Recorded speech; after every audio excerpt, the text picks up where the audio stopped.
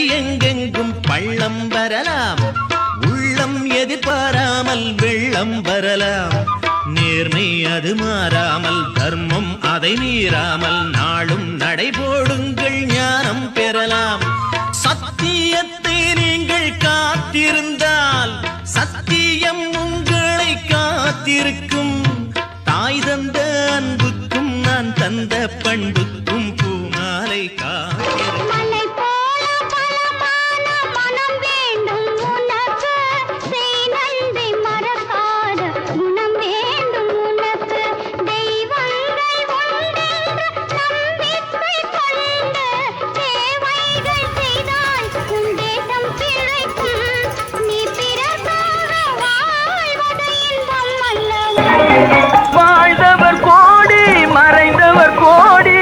மக்களின் மனதில் நிற்பவர் யார்?